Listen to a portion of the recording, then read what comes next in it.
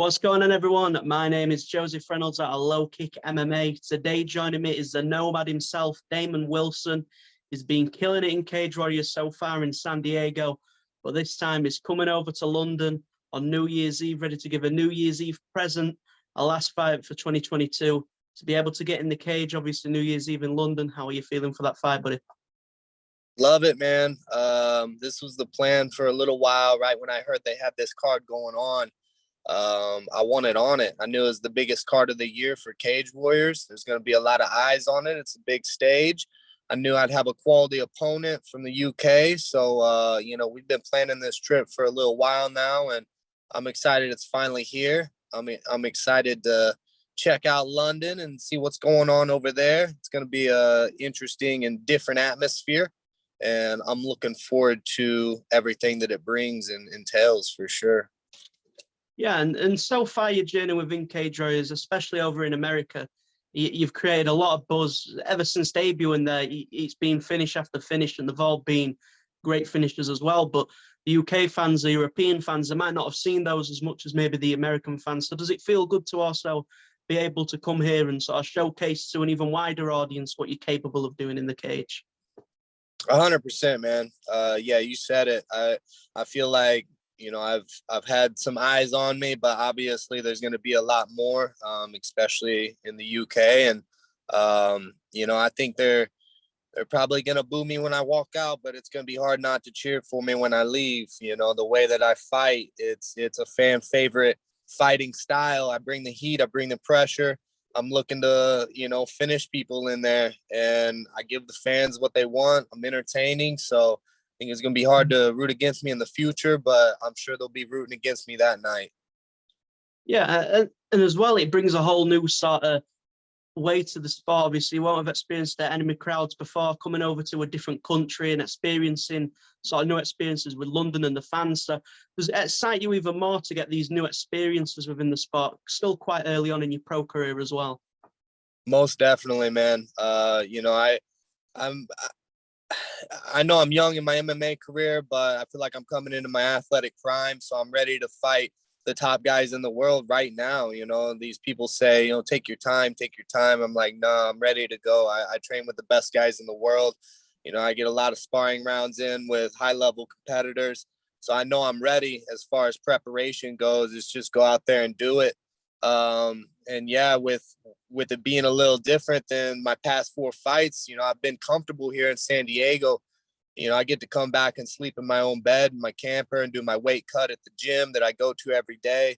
So I'm excited to get out of that comfort zone, man, because it's just going to prepare me for the future when I fight for these belts. So going overseas, doing the travel, the time change, doing my weight cut over there, staying in the hotel for fight week. It's all going to be different, but I'm looking forward to it. And yeah, like you said, I think it's just preparing me for experiences that I'm going to have in the future. And man, I'm really looking forward to the entire fight experience over there.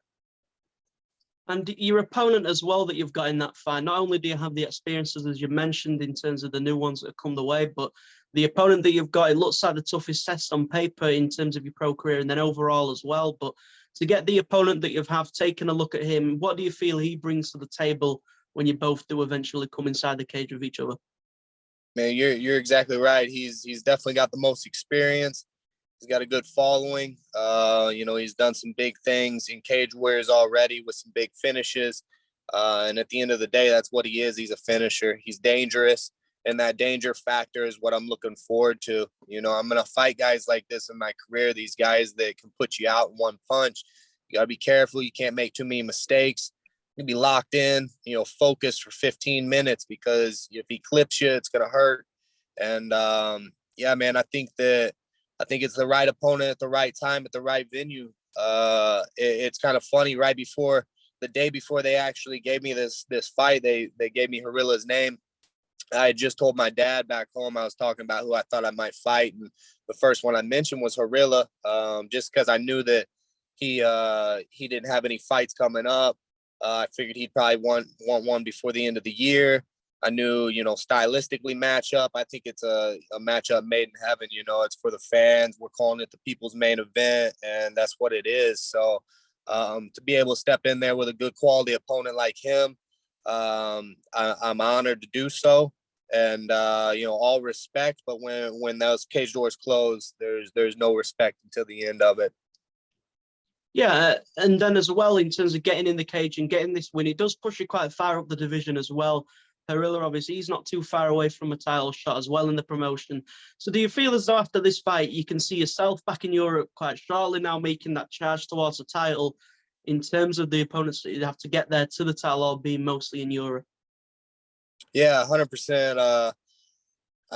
Yeah, I'm ready for a title shot. Obviously I got to win this one. I'm not looking past this one. It's one fight at a time. Your next fight's your biggest fight. That's how this game goes. So obviously not looking past, but I'm always also planning ahead. And at the end of the day, I'm wanting a title shot. And it's fortunate or unfortunate, however you want to look at it, but I'm in the toughest division in Cage Warriors. Featherweight's stacked. If I was in any other division, I would have already fought for a title by now. I'm on a 4-fight win streak with finishes in Cage Warriors. That's a title fight right there in itself. But I just happen to be in the most stacked division with a lot of guys on win streaks, a lot of guys that are former title holders that are still around. So yeah, it's fine with me. If I got to beat the best guys to get to where I want to be, then that is what it is. When I hold the belt and they call me the champ, there's going to be no question about it, because I'll have ran through all of them. But yeah, with that being said, I think that, I'll probably have to fight in Europe. I know Hughes has the belt right now. I know there's dates in Ireland in April. So after I whoop up on this kid, I reckon we'll be getting a title shot, is the way I see it. Yeah, and when you do start talking about these title shots, and knowing that you really aren't that many fights away in terms of reaching that spot, envisioning your sort of goals and what you start to achieve in the spot, keep getting closer to them, does it make them easier to envision the closer that you do start to get to them, and each win that does come along your way? Yeah, it starts becoming a reality for sure. When I came into this sport, obviously you set your goals as high as you can, because if you set your goals too short and you achieve them, then where do you go from there? So I've always set my goals high, and yeah, I think the closer I get, the more it becomes a reality, and the closer I get, the more confidence I get. Each fight I'm gaining more and more confidence. I'm gaining more and more momentum. I just got to keep building on that, keep rolling. That's why I wanted to get this last fight before the end of the year. That way I can go into 2023 with a full head of steam and plenty of confidence, plenty of motivation to get the job done and get what I want, which is 12 pounds of gold. Yeah, and you mentioned obviously 2023, within the momentum that going into the year, get the win here. Obviously, it pushes you along extremely far, and then a title shot as well, 2023, and getting the belt there. Do you see UFC in your future for 2023, or are you just sort of taking these things as they come along? I'm not opposed to any of it. I want to fight bigger and better shows, bigger and better guys each time I fight. So wherever that is where I'll get it done. I think that, after this one, after a good solid win, I could see the UFC calling for a short notice. I know it's a little harder right now to just get in the UFC without being a short notice fighter, without getting on the Contender Series. So I'm sure it would have to be something like that, short notice or Contender Series. Or if I end up getting that Cage Warriors strap, I mean, I really think that should be a pretty easy route to the UFC, especially with the featherweight division being as stacked as it is. So if I hold that belt, then I most definitely see myself being in the UFC. 2023 would be nice. That's always been the goal.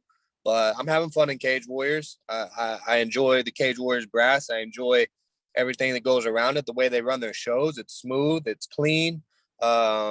Man, I've really been enjoying it. I want to enjoy the process as much as I can, because that's what it's all about at the end of the day.